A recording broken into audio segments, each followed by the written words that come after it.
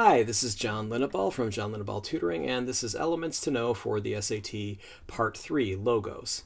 So in case you haven't seen the first two videos on Ethos and Pathos, I'll go over this generalized SAT essay prompt.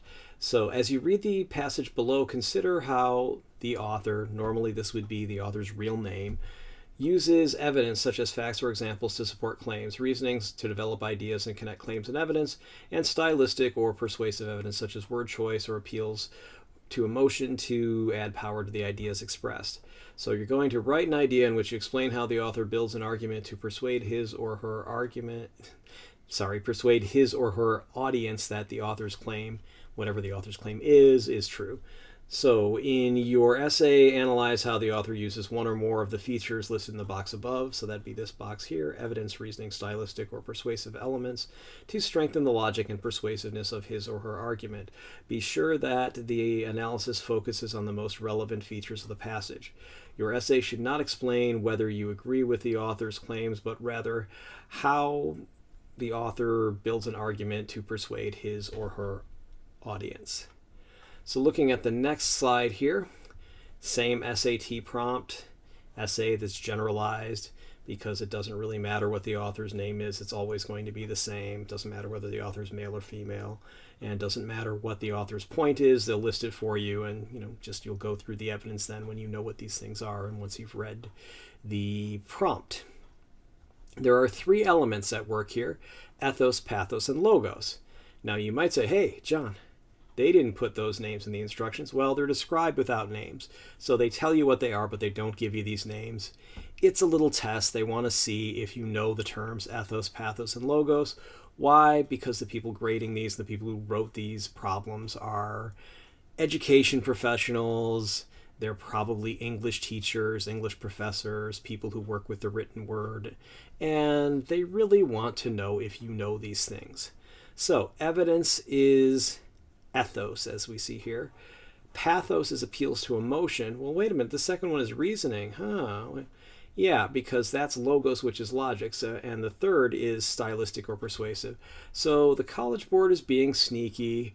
They put ethos here, so the kid who's not paying attention, ethos, pathos, logos. Oh, okay, well, I remember ethos is evidence because I remember if you're ethical, you use evidence. That's fair and true. And pathos, I don't remember. Oh, well, it's the second one, so it must be reasoning. No, it's not. So it's a trap for the unwary. Logos is logic, so you can either just list it as ethos, logos, pathos, and explain what they are. You should put that in your essay. That ethos is evidence, pathos is appeals to emotion, logos is logic, because, again, the grader of your writing is not going to give you credit for knowing what ethos, pathos, and logos are unless you actually define those terms for them. They're going to assume that you don't know anything until you prove that you know something. The positive side of that is even what you think of as the most basic, obvious thing that you're thinking, oh God, I learned that in 8th grade. I don't have to explain this on the SAT. Yes, you do, because you'll get credit for it. So don't cheat yourself out of credit. I've done that even on college papers where, oh, I don't have to say that. Of course the professor thinks I know that. No, he did not. And I didn't put it in the paper and I didn't get credit for it. It's okay. I still got a good grade, but not as good as if I had included that. But I digress. Anyway, so we have ethos, pathos, logos. So let's move down. The third element is logos, which is logic or reasoning. I'm sure logos and logic are the same root word. Logos is probably the root word of logic, so just remember it that way. It's logic or reasoning. So the first type of logos is comparing and contrasting. Compare and contrast. So you can show how one thing, a fact, a situation, or whatever, is different from another. So once you've shown how they're the same and shown how they're different, you can distinguish it in a way that helps your argument. So what I'm talking about here's an argument that I just wrote earlier. The argument that since we allow 18-year-olds, sometimes even 16-year-olds to vote, we should allow 18-year-olds to buy, possess, and imbibe alcoholic beverages is flawed. Voting is a safe pro-social act, whereas irresponsible drinking, common among teenagers, especially when paired with driving, is a dangerous anti-social act. So it's a common argument that people make that, well, 18-year-olds are new to drinking and new to driving, so if you make it legal for them to buy alcohol and drive a car, there's going to be a lot of drunk driving, etc. And about 30, 40 years ago, about 40 years ago, a lot of states did lower their drinking age to 18, and that's pretty much what happened. Anyway, don't need that specific example. If you disagree, that's fine with me. I'm not married to this idea. It's just an example that I used. But that's the kind of argument you're going to have to be able to analyze and say, oh, okay, the author draws a distinction between this, perhaps as in quotes, a prebuttal to the argument that, well, if I can go and drive a car and vote and I can join the military and get killed for my country, why can't I have a beer? It's a good question. Well, and that's an attempt to answer it. Okay. Reciprocity.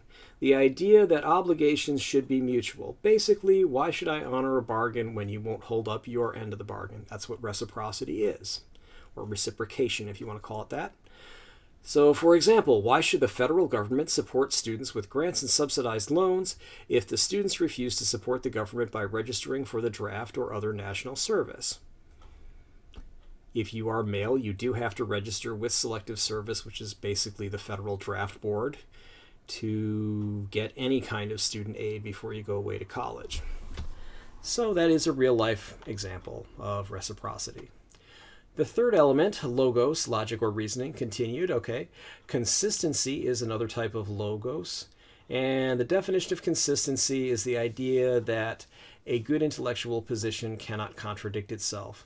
In fact, most people would say, well, that's an anti-intellectual position because it doesn't make sense. It sounds like you haven't thought it through very well.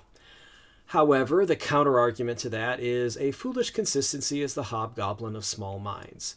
That's used in lots and lots of books and editorials and things like that. You can also see contrast, comparison, and analogy. For example, it might be that, no, it only appears to contradict itself, such as the voting versus drinking comparison. They're not the same thing. So even if it is, perhaps something shouldn't be consistent for other reasons, or actually the same reason that it's not the same thing. Here we have in a really old Frankenstein movie, Frankenstein's monster. It's not Dr. Frankenstein. Frankenstein was the doctor who created the monster. They just never gave Frankenstein, what we call Frankenstein, they never gave him a name, so he just was Frankenstein's monster and people just called him Frankenstein.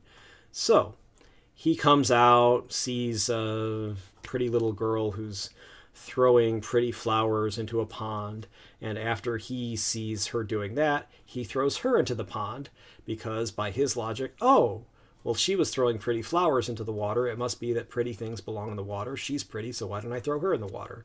And she doesn't know how to swim and drowns, so it's very sad.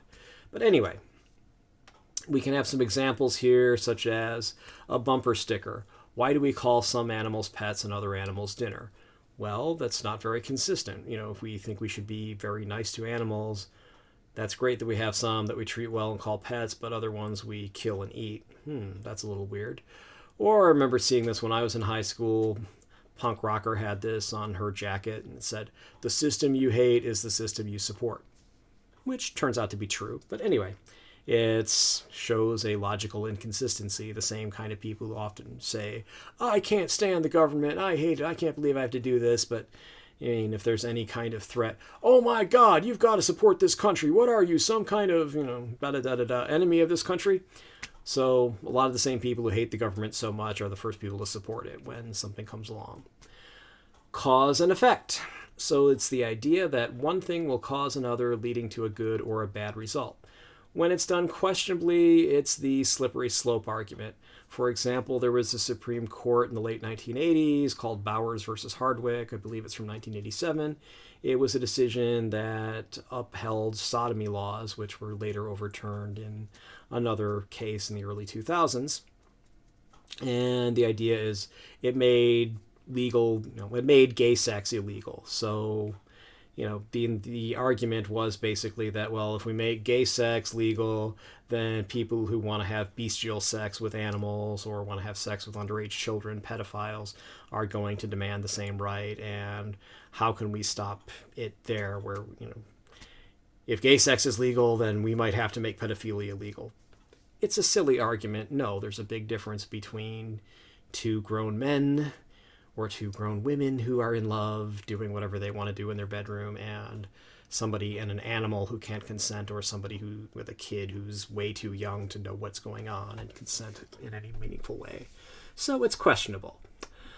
The next example might be increasing the minimum wage will put money in the hands of people who will spend it, which will create increased demand for goods and services, which will create more jobs and profits, making the economy much better. So the idea is, okay, well, it would make sense if you pay minimum wage workers more money, they have more money. Well, what do people who don't have, still not going to have a lot of money, what do people who don't have much money do? They spend the money they have because they need things or want things. So it'll create an increased demand for goods and services because they have more money to spend, and that will create more jobs because someone has to manufacture these things, someone has to distribute them, someone has to sell them. All right, so that would probably make the economy better because more money would be moving around. The third element, logos, logic or reasoning, continued even further. We have comparison and analogy. So a definition is showing how one situation is like another to make a point. Here's an example. The crack cocaine epidemic of the 1980s and 1990s was analogous to the problems created during the, in quotes, gin craze, when gin and other distilled spirits were created on a large scale in England in the late 1600s. Both problems were handled by law enforcement, laws regulating cocaine and gin, and publicity, anti-drug PSAs, and paintings such as Gin Lane and Beer Street.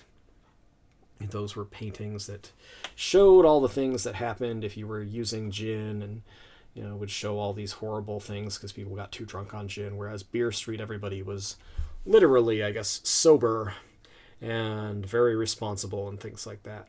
So the next one is a rhetorical question. A question that is asked without any expectation of an answer to illustrate a point. Is it fair that some people are born into poverty and starvation while others are born into opulence and luxury? Does anyone really expect you to answer that question? Of course it's not fair. There's no way you could answer that you thought that question was fair without looking like an idiot. That's the definition of a rhetorical question. I've covered this in another video, at least one, where your mother has probably asked you at some point, "Excuse me, do you expect me to walk around picking up after you for the rest of your life?" Don't you dare answer yes. That's not going to bode well for you if you do that. So obviously you're going to say, "No, Mom, I'm sorry, I'll pick up right now." Okay. Anyway, did you find this video useful? If you did, please like it and subscribe to this channel. Neither action costs you anything, and you'll be alerted about my new videos. Why do I care? It's simple. YouTube doesn't let me share any ad revenue unless I have 1,000 subscribers and 4,000 hours of view time in a year. While many people are watching these, I don't have 4,000 hours of watch time. I don't have anywhere near 1,000 subscribers. For the same reasons, you are not only welcome, but encouraged to share links to this video, put it in playlists, etc. I'm always happy to read and respond to constructive criticism or suggestions for new videos. I reserve the right to delete comments from and block those who specialize in destructive criticism, trolls, or things that are off topic, spammers and disturbed people. So you can contact me on my cell phone, 415-623-4251. You can email me at john@johnlinneval.com. You can mail me at 1859 Powell Street, number 109, San Francisco, California, 94133. Thank you so much for watching. If you have a copyright issue or any other issue with this, please just contact me and I'll gladly discuss it with you. Contact me, Facebook, Instagram, email, phone. Facebook is http://www.facebook.com/Linneval tutoring, all one word. Instagram is www.instagram.com/john.linneval.tutoring. And phone is 415-986-7355. That's my home office. Email is john@johnlinneval.com. Website is www.johnlinneval.com. And I do have a locals.com page where I will be putting up some exclusive content. Right now, it's just the same content you can get on this YouTube channel. But anyway, it's one way to help support me is by subscribing to my locals.com page. You can also give me money directly through PayPal and through Patreon, etc. So those would all be good things if you'd like to help me out with that. If you don't, that's cool too. So hope you have a good day. Thanks.